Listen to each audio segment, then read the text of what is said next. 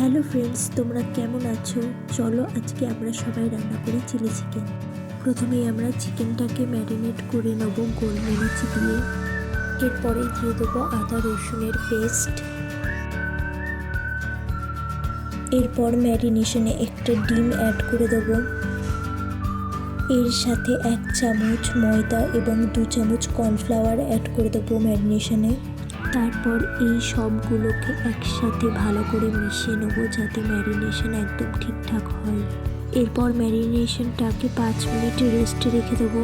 তখন আমরা চিলি চিকেনের জন্য একটা মশলা রেডি করে নিই। দারচিনি, এলাচ, লবঙ্গ এবং মৌরি দিয়ে এটাকে আমরা গুঁড়ো করে নেব।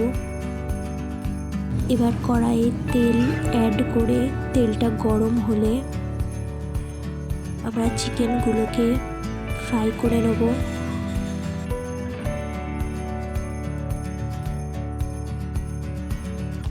চিকেনগুলো ফ্রাই হয়ে গেছে। এবার চিকেনগুলোকে আমরা তুলে নেব।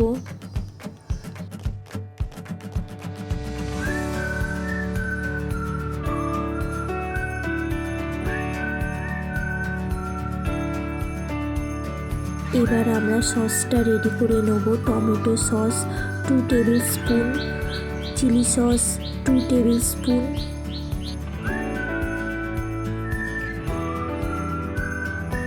এবং সয়া সস 1 টিস্পুন। এবার আমরা সসটাকে ভালো করে মিশিয়ে নেব এবং সামান্য জল অ্যাড করব।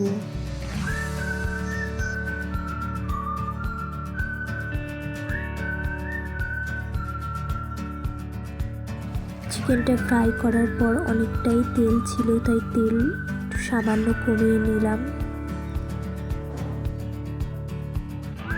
এবার আদা আর রসুন কুচি অ্যাড করে দেবো, সাথে লঙ্কা কুচিটাও অ্যাড করে দেবো ঝালের জন্য। এবার আমরা পেঁয়াজটা অ্যাড করে দেবো। পেঁয়াজটা হালকা ফ্রাই হয়ে যাওয়ার পরে আমরা ক্যাপসিকামটা অ্যাড করে দেবো। এই ভেজিটেবলগুলো হালকা হালকা ফ্রাই হয়ে গেলে আমরা এর সাথে চিকেনটা অ্যাড করে দিচ্ছি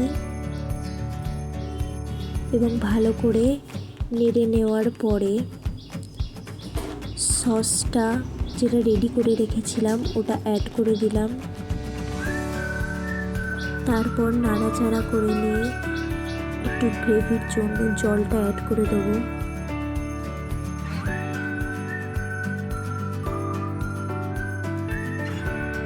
জলটা ফুটে গেলে আমরা এবার কর্নফ্লাওয়ারের পেস্টটা অ্যাড করে দেবো যাতে গ্রেভিটা গাঢ় হয়ে আসে। এরপর ভালো করে নেড়ে চেড়ে নিয়ে আগের থেকে রেডি করে রাখা স্পাইস মশলাটা দিয়ে দেবো। এরপরে লবণটা আমরা চেক করে নেব যে ঠিক আছে কিনা। আমি একটু লবণ অ্যাড করলাম, লবণ কম ছিল বলে। দেখো গ্রেভিটা গাঢ় হয়ে এসেছে। এবার আমরা ধনেপাতা অ্যাড করে এটাকে ভালো করে নেড়ে ছেড়ে নিয়ে নামিয়ে নেব। এবার আমাদের চিলি চিকেন রান্না ফাইনালি কমপ্লিট হয়ে গেছে।